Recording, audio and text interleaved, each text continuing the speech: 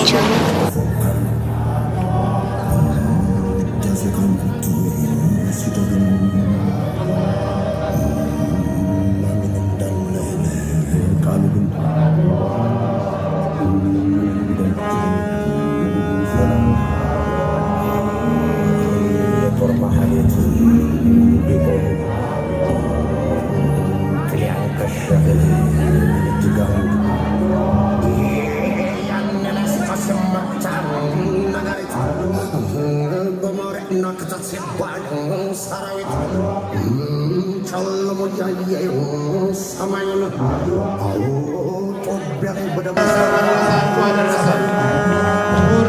ዶክተር አስፋው አስራተካሳ አሁን አዳራሽ ውስጥ እየተገኙ ነው። ሁላችንም ደመቅ ያለ አቀባበል እናድርግላቸው። እንኳን ለ129ኛው የአድዋ በዓል በሰላም አደረሳችሁ አደረሰን።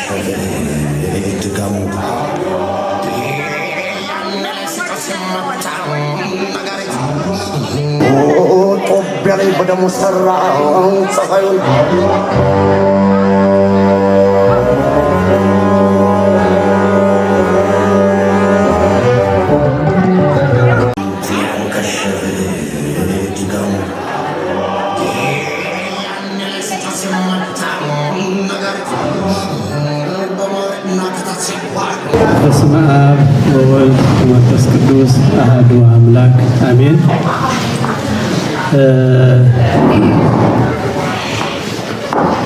አምላከ ኢትዮጵያ ሁሉን ነገር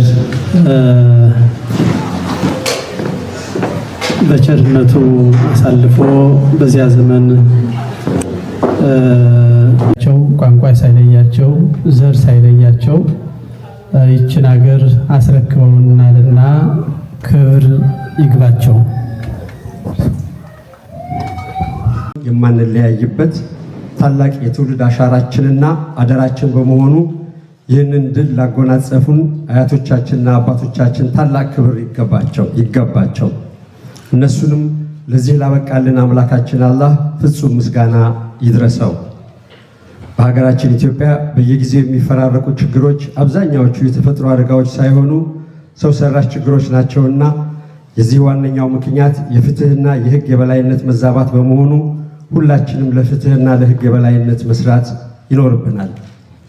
በመጨረሻም ለሚቀጥለው ጊዜ ልዩነቶቻችን ወደ ጎን በመተው አድዋን ያጎናጸፉን ወገኖቻችን ያለምንም ልዩነት ለሀገራቸው ክብር ሲሉ መስዋዕትነት እንደከፈሉት ሁሉ እኛም በዓሉን ሊመጥን በሚችል መልኩ ለማክበር መዘጋጀት ይኖርብናል። ሁላችንም በየእምነታችን ለሀገራችን ጸሎት ማድረጉንና የተጎዱትን መርዳት እንዳንዘነጋ አላህ የሀገራችንን እንደ ቀድሞ የፍትህ የሰላም የእውነት ሀገር ያድርግልን። አመሰግናለሁ። ጉባኤያችን ይባርክልን። በያለንበት እንጸልይ። አባታችን ሆይ በሰማያት የምትኖር ስምህ ይቀደስ፣ መንግሥትህ ትምጣ።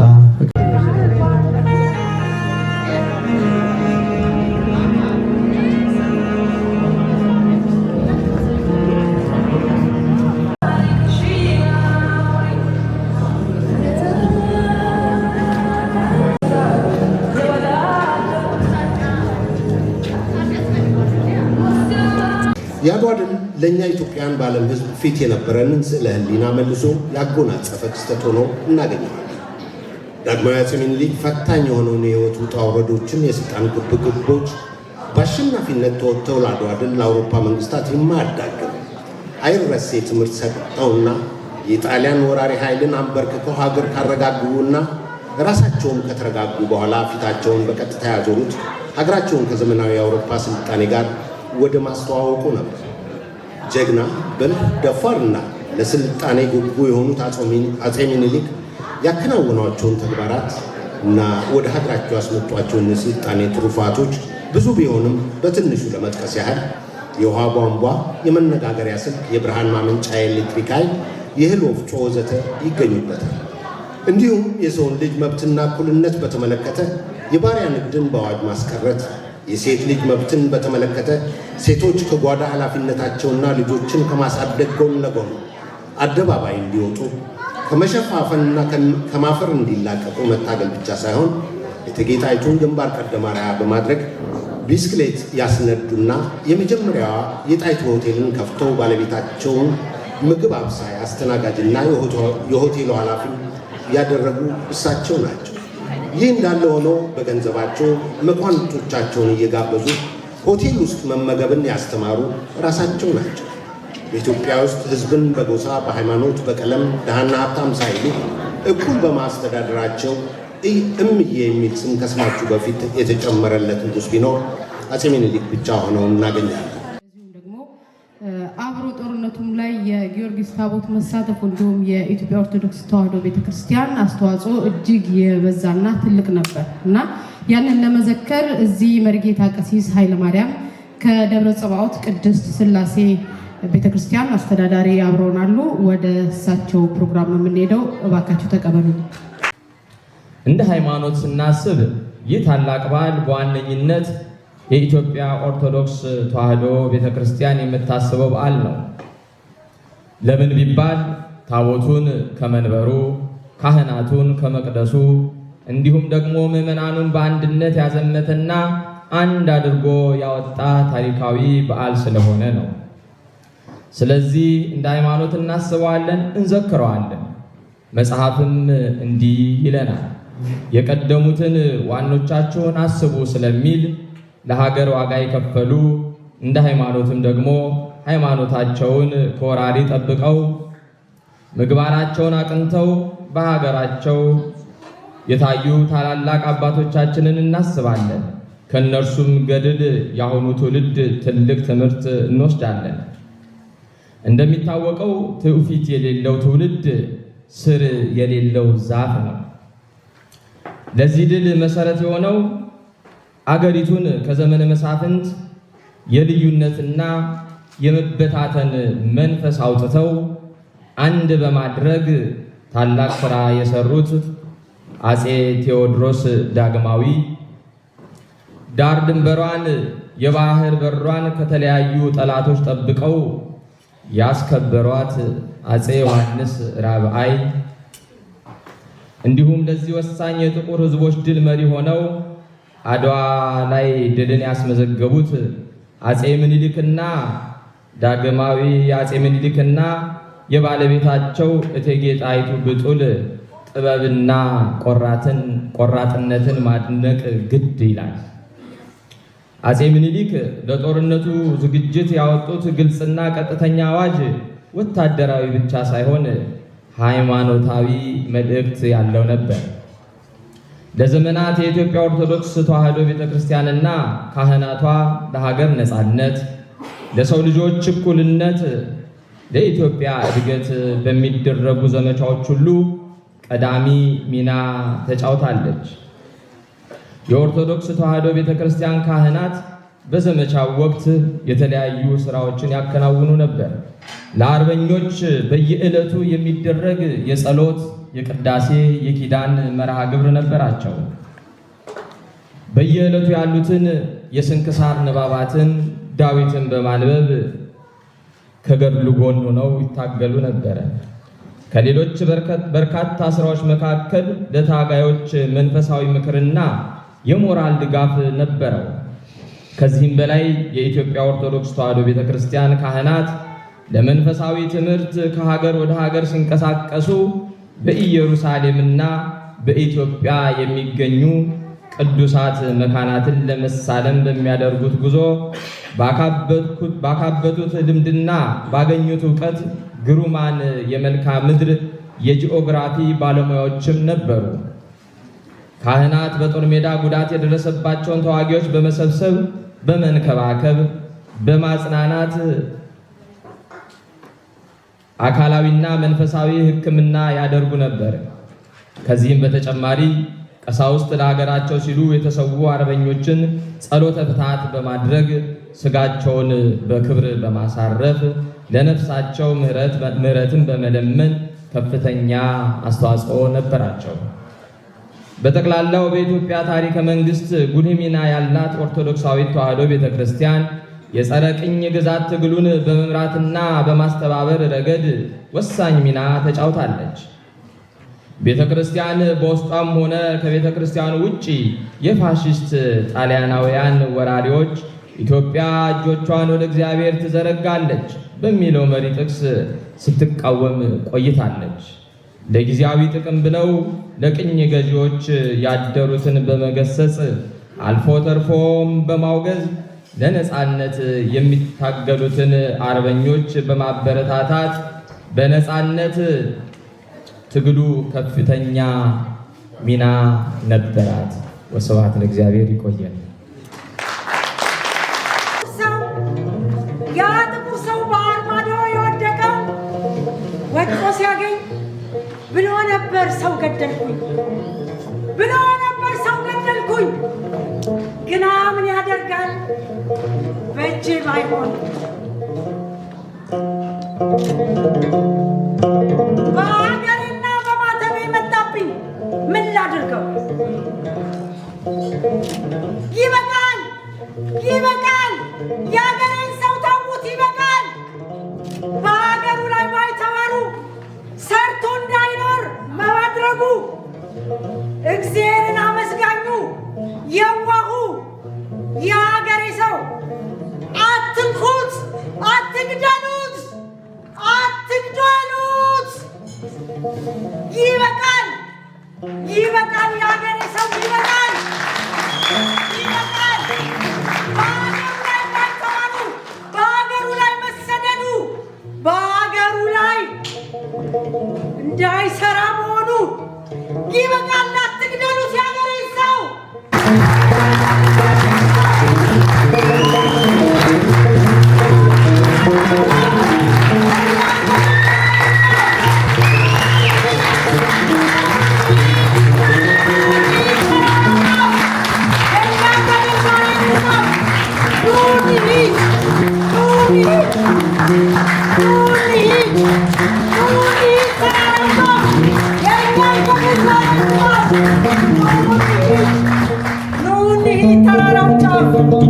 የእኛን ገድል ዛሬ እንጻፍ፣ የእኛን ታሪክ ዛሬ እንጻፍ።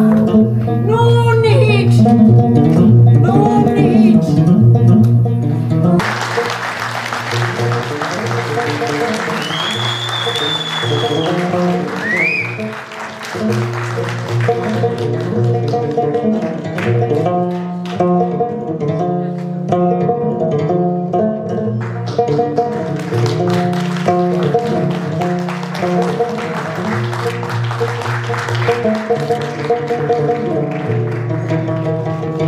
ጣሊያን ወረራ በዚያን ጊዜ የተፈጸመው ዝም ብሎ በአጋጣሚ አይደለም። በዚያ ዘመን በ18ኛው መቶ ክፍለ ዘመን ውስጥ አውሮፓውያኖች ቀደም ብሎ በተጠመዱበት ከ1803 እስከ 1815 ድረስ አውሮፓውያን በናፖሊያዊ ጦርነቶች እና በተለያዩ ግጭቶች ተወጥረው ነበረ። ከዚያ ግጭት ሲነቁ ማለት ያ እንግዲህ እንደምታውቁት ጦርነት ብዙ ገንዘብ፣ ብዙ ጥፋት ያጠፋል፣ ብዙ ገንዘብ ያጠፋል። ኪሳቸውን ባዶ ሆኖ ነበር። ከዚያ ሲነቁ በመጀመሪያ ደረጃ የተባበረችው የአሜሪካ መንግስት በዚያን ጊዜ ወደ ምዕራብ ከምስራቅ ወደ ምዕራብ እያስፋፋች ነበር ራሷን፣ የዛሬው ዩናይትድ ስቴትስ ማለት ነው። ያ የአስፋፊ ዘመናቸውን ያንን ድርጊታቸውን ብዙም በታሪክ የማይነገር አንድ ስም ሰጥተውት ነበር። ያ ስም ምንድን ነው? እነሱን እግዚአብሔር እንደሆነ የመረጣቸው፣ እግዚአብሔር እንደሆነ ያንን ህልም የሰጣቸው፣ ያንን ድርጊት ያበረከተላቸው። ስለዚህ ያ ምንድን ነው? እግዚአብሔር ስልጣኔያችንና ዲሞክራሲያችንን እንድናስፋፋ ከላይ አዞናል በሚል መርሆ ነበረ እየተስፋፉ ዛሬ የምናውቃቸውን ግዛቶች በሙሉ ወረው ያዙት ማለት ነዋሪዎቹን በማፈናቀል ማለት ነው። ይህ በእንቅስቃሴ ነበር። በዚህ መርሆ የአውሮፓ ሀገሮችም ከዚያ ከነሳውት ከናፖሊያን ጦርነትና ከተለያዩ ግጭቶች እልቂት በኋላ በ1815 አካባቢ አልቆ ነበር። ከዚያ በኋላ ይሄንን መርሆ በመቀበል ቀስ በቀስ እነሱም ወደ አንገታቸውን አይናቸውን ወደ አፍሪካ አዞሩ። ይህንን ባደረጉበት ጊዜ ለምሳሌ ያህል በጣም አሰቃቂ የሆነ በታሪክ ውስጥ ያለው ምንድን ነው? የቤልጅየሙ ሊዮፖልድ ንጉስ ሊዮፖልድ ነቅቶ በዚያን ጊዜ በጣም ትንሽ ሀገር ናት ቤልጅየም። አፍሪካ ላይ ትናንሾቹ ሀገሮች ሁሉ ትላልቆች ናቸው። ጡንቻቸውን ይዘው ገብተው የባሪያ ንግድ እንደገና በአዲስ ጀምረው የባሪያ ንግድ ተቋርጦ ነበረ ከ300 ዓመት በፊት ከዚያ ከነበረው ሂደት ተለውጦ ተቋርጦ ነበር። በአዲስ የባርነት ንግድን ከኮንጎ ከአፍሪካዊቷ ኮንጎ ጀምረው የኮንጎን ሕዝብ በጣም ምናልባት ብዙዎቻችን የማናውቀው አሰቃቂ የሆነ እልቂት በመፈጸም ወገኖቻችንን ኮንጎዎችን አሰቃይቷል። ከዚያም እንደምታውቁት በሰሜን አፍሪካ አልጄሪያን ፈረንሳይ ይዟል። በአልጄሪያ ነው የጀመረው። ወደ 1830 አካባቢ አልጄሪያ በፈረንሳይ እጅ ወደቀች። ሌሎችም ሀገሮች እንደዚሁ ታላቋ ብሪታንያም ከካይሮ ጀምራ እስከ ደቡብ አፍሪካ ድረስ እንደገና መስፋፋቷን ጀመረች። ይሄ ምንድነው? ይሄንን ለምንድን ነው የማነሳው? በዚያ ወቅት ከኢትዮጵያ ወረራ በፊት እና ከዚያም በኋላ አውሮፓውያኖች በአዲስ ተስፋፊ ሆነው እነሱም እንደ አሜሪካ ያንን ተቀብለው ማለት በተወሰነ ደረጃ በዛ እንትን ተብለዋል። በዚያ ተነሳስተዋል። ይህንን የማሰልጠን መልእክታቸውን ብለው ስም ይዘው የሚገቡትን እሱን ይዘው የአፍሪካን አህጉር ሲበዘብዙ ነበር። ወገኖቻችን በየቦታው ያልቁ ይሰቃዩ ነበር እና ያንን ተከትሎ ነው በዚያ ዘመን ነው እንግዲህ አድዋም የኢትዮጵያ ወረራ የመጀመሪያው ወረራ በጣሊያን የተፈጸመው። ማአት ነገር ምክንያት ይሰጣል። የውጫሌ ውይይትን በተለያየ አይነት መተርጎም አለመተርጎም ጉዳይ አለ። ጣሊያኖች የራሳቸው የሚሰጡት ምክንያት የኛ ደግሞ የምናውቀው፣ ዋናው ግን አፍሪካን መቀራመት ነው። ይሄንን አንድ ላይ በምናይበት ጊዜ ነው የኢትዮጵያ ታሪክ የአፍሪካ ታሪክ የሚሆነው፣ የአድዋ ድል የአፍሪካና የጥቁር ሕዝብ ድል የሚሆነው ይህንን አያይዘን ከተመለከትን ነው። አሁን የሚገርመው በዚህ ባለንበት ዘመን በጣም የኢትዮጵያ ድልና በአድዋ የተቀናጀችው ድል በአጠቃላይም የኢትዮጵያ ጥቁር አፍሪካዊነት የበለጠ እየተስፋፋ ሄዷል። ታሪኩ እንደገና የሁሉም እየሆነ ነው። የአድዋ ታሪክ የመላው አፍሪካ ታሪክ መሆኑ፣ የኢትዮጵያ ድል የመላው አፍሪካ ድል መሆኑ ከጊዜ ወደ ጊዜ እየተተረከ ነው፣ እየታወቀ ሄዷል። እኔ ለምንድን ነው የሚለውን ጥያቄ ብናነሳ እኔ ሳስበው ምናልባት አዲስ አፍሪካዊ ትውልድ እየተፈጠረ ነው። በአንድነት ስለጠፋ በአፍሪካ ሀገር ውስጥ ባለን ያ የተፈጸመብን በደልና ዛሬም የማይቆመው ያለው እንትናችን ሀብታችንን መፈለግ፣ እኛም ማዳከም፣ እኛም መከፋፈል በተለያየ አይነት መንገድ አፍሪካን መልሶ ወይም ምንጊዜም አልወጣችም አፍሪካ ከሀያላን ሀገሮች ያ የታየውና ያ የገባውና ያንን ለመዋጋት የሚነሳሳ አፍሪካዊ ትውልድ ሳይኖር አይቀርም። ይህንን ሳስበው እኔ ልክ አሁንም ስነግራችሁ ቃላቶቹ ሁሉ ያሙኛል፣ ያስደስቱኝም አለም ስሜተኛ ያደርጉኛል እና ማልቀስ ሁሉ እችላለሁ። እናም እኛም ኢትዮጵያውያን እርስ በርሳችን አንድ ላይ ከመቆም አልፈን ከመላው ጥቁር ወገናችን ጋር አንድ ላይ መነሳሳት ይኖርብናል። እንደ አንድ ኢትዮጵያዊ እንደ አንድ የኢትዮጵያ ሕዝብ ብቻ ሳይሆን እንደ መላው እንደ ጥቁር አፍሪካዊ እንደ አፍሪካ ሕዝብ በቃ ብለን ወገኖቻችንን ከረሃብ፣ ከጭቆና፣ ከእልቂት ማዳን ይኖርብናል።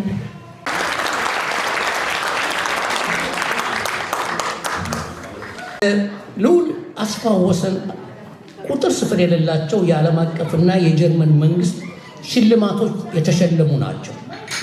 በነገራችን ላይ የመጀመሪያው የውጭ ሀገር ሰው አንድ ትልቅ የጀርመን ሽልማት ያገኙ አንዱ እሳቸው ናቸው።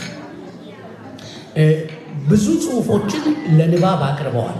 በተለይ አንዱ ጽሁፋቸው ጀርመን ውስጥ ትልቁ የስነ ጽሁፍ እንትን አግኝቶ አዋርድ ያገኘ ጽሁፍ አላቸው። ያውም ደግሞ ስለምን መሰላችሁ? ስለ ማነርስ፣ ስለ ጸባይ።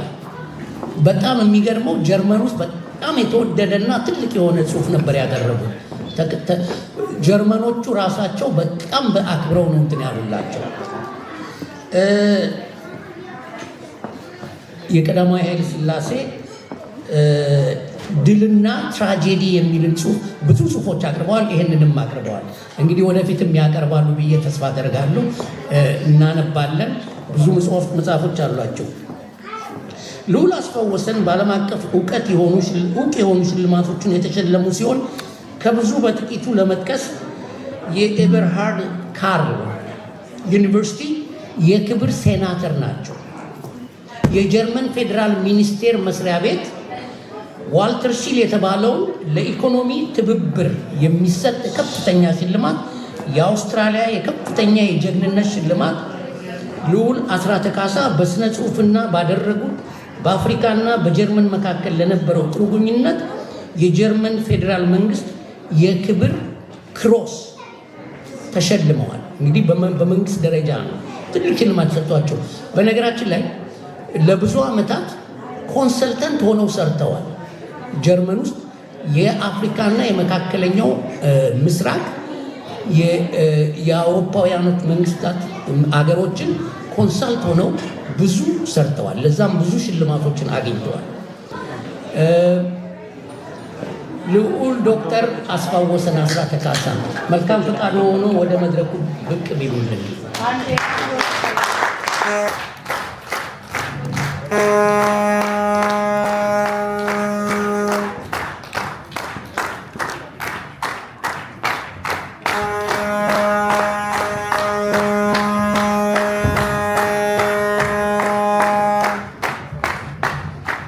ወገኖቼ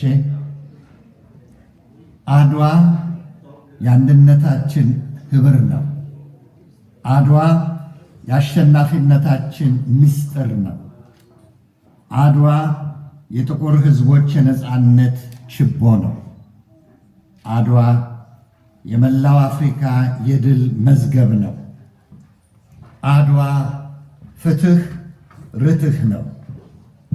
ይህን ታላቅ ድል ያስገኙልንን የትናንት ሀገር ወዳድ አባቶቻችን አርበኞቻችንን እጅጉን ክብርና ምስጋና፣ ሙገሳና ውዳሴ ይገባቸዋል። ልዩነቶችን ወደ ጎን አድርጎ ለጋራ ዓላማ በአንድነት ከተቆመ የማይቻል የሚመስል ገድል መፈጸም እንደማይችል ያሳየ የአንድነትና ያልገዛም ባይነት ትልቅ ምልክት ነው። ይህን የምለው ያለ ምክንያት አይደለም። ከአድዋ ጦርነት በፊትም ሆነ በጦርነቱ ወቅት የቅኝ ገዢዎች የነበራቸው የግዛት መጠን፣ ያደራጁት የጦር ኃይልና ይጠቀሙባቸው የነበሩ የጦር መሳሪያዎች አገራችን ከነበረችበት ደረጃ በእጅጉ የላቁ ነበሩ። ውድ ወገኖቼ፣ ኢትዮጵያውያንና ኢትዮጵያውያት፣ እኔ ግፍን የምጸየፍ የሕዝብ ስቃይ የሚያንገፈግፈኝና በሀገሬና በማንነቴ የምኮራ አንድ የኢትዮጵያዊ ልጅ ነኝ። ኢትዮጵያዊ ማንነቴ ደግሞ ጥቃት ለሚደርስበት በማንነቱ እየተለየ ለሚጠቃው ወገኔ ድምፅ ለመሆን የሚያግደኝ ነገርም የለም። እማማ ታማለች እጅጉን አብዝታ፣ እህት ወንድም ዘመድ ወገንነት አታ፣ ዘር በሚሉት ህመም ክፉኛ ተጠቅታ፣ አማራው፣ ኦሮሞው፣ ትግሬው እንዲሁ ሌሎቹ ምን ይመስል ይሆን የደም ቀለሞቹ? አይናችንን ንክፈት፣ በዓለም ላይ ያለነው አገር ሲከፋፈል በዝምታ ነው። የዓለም ህዝቦች በእኛ የሚቀኑት ባለን ታሪካችን በልዩ ትውፊት፣ እስላም ክርስቲያኑ የሌለን ልዩነት ብዙ ተሞክሯል እኛን ሊለያዩ፣ ወዳጅ መስሎ ጠላት ገቡ በውስጣችን። ዛሬ ዘር ያልተዘራበት ከቶ ማያልቅ በሀገራችን መሬት ወንድሙን የሚገል አትሞኝ ወንድሜ አትሞኝ ወንድሜ የለም የሚገላግል ነገሩ ሆነና የተገላቢጦሽ ምሁሮቹ ሆኑ አገር አፍራሽ ጠንሳሽ። ማማ ኢትዮጵያን አይዞሽ እንበላት፣ በየድርሻችን ሆነን እናሳያት እኛም እንዳለናት።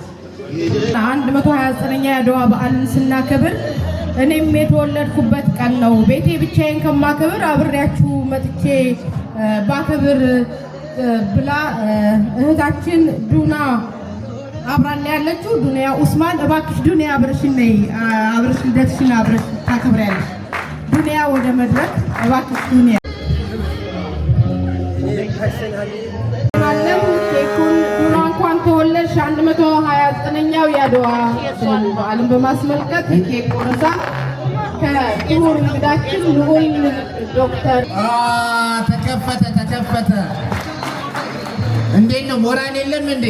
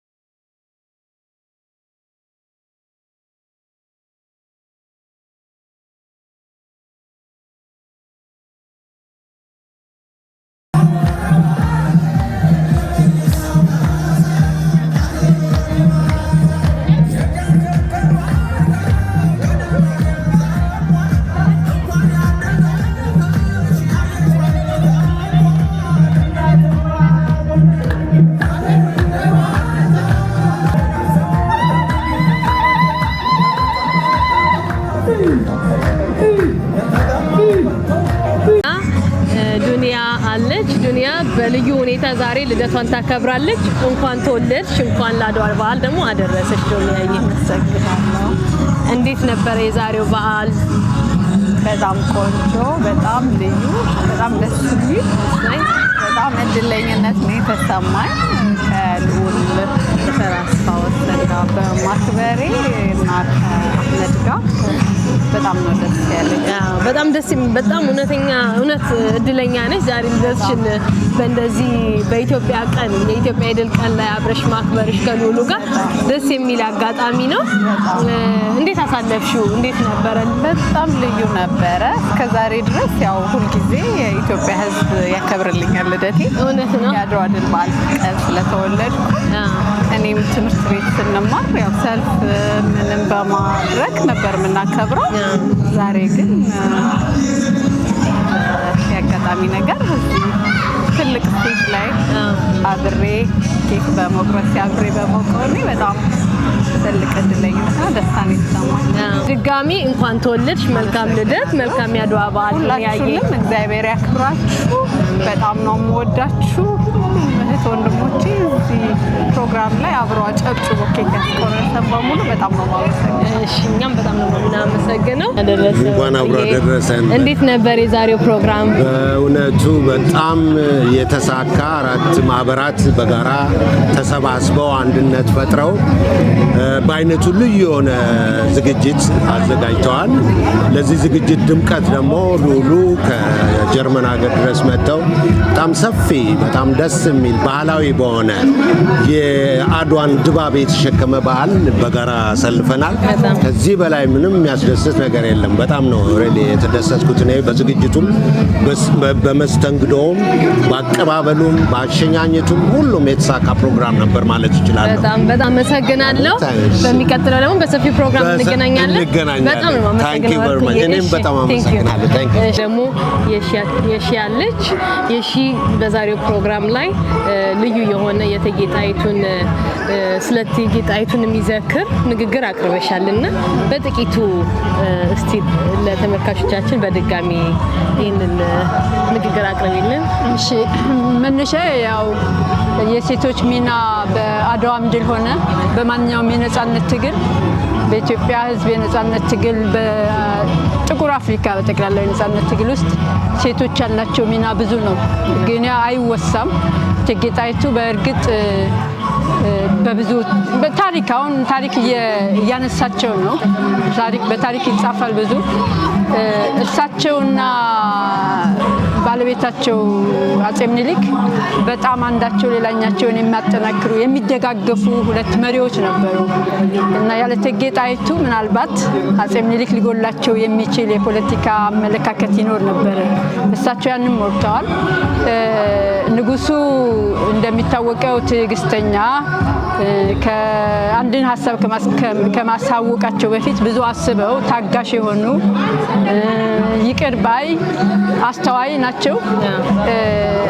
እቴጌ ጣይቱ ደግሞ ከሳቸው አኳያ ሲታዩ በጣም የረቀቀ የፖለቲካ አመራር መስጠት የሚችሉ ጥልቅ የሆነ የፖለቲካ ሀሳብ ያላቸው ግን ፊት ለፊትና ወዲያውኑ የሚናገሩ ናቸው እና ሁለት የሚሟላ አንደኛው ሌላኛውን የሚያሟላ የፖለቲካ አመራር ባህሪ ያላቸው መሪዎች ናቸው። ያን በመሆኑ ነው ኢትዮጵያ የተሳካ ትግል አካሄዳ የተሳካ ጦር ይዛ በፍጹም አይበገርም ተብሎ የታሰበውን የአውሮፓን የወራሪ ፖለቲካ መስበርና ነፃነቷንም ጠብቃ መቀጠል የቻለችው። ይሄ በእውነቱ በጣም ትልቅ ብዙ ነገር ማለት ይቻላል ስለ እቴጌ ጣይቱ። ቁንጅናቸውም ሌላ ነው። የአውሮፓ የታሪክ ጸሐፊዎች የሚጀምሩት ከመልካቸው ነው። ሁሉንም ይገልጻሉ። ግን ዋናው ለኛ ለሴቶች በተለይ ያለንን ሁልጊዜም አስተዋጽኦአችን ትልቅ ነው። ሴቶች አስተዋጽኦአቸው ትልቅ ነው። የሚያስፈልገውን አንድ ጦር ያለ ስንቅ ያለ ሌላ አቅርቦት ሊኖር አይችልም። ሊሄድም እንኳንና ማሸነፍ ቀርቶ መካሄድም ጦርነቱን ማካሄድም አይችልም። ስለዚህ ሁልጊዜ አያት ቅድመ አያቶቻችን፣ እናቶቻችን፣ እህቶቻችን ሴቶች ከፍተኛ አስተዋጽኦ በዛም አላቸው በአቅርቦት። ግን ከዚያ ውጭም የነቃ የፖለቲካ አመለካከት ያላቸው ነፃነታቸውን የሚያውቁና ነፃነታቸውን የሚያስከብሩ የሚጋደሉና የሚዋደቁ ናቸው። እንኳን አደረሰሽ። እንኳን አብሮ አደረሰ። አመሰግናለሁ። እኔም አመሰግናለሁ። እሺ እሺ እሺ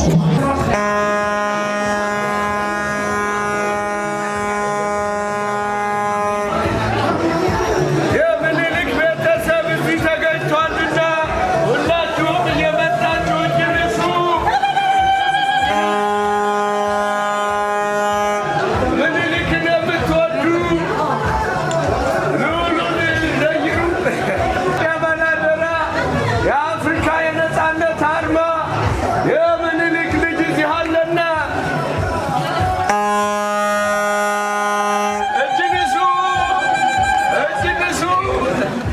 አመሰግናለሁ።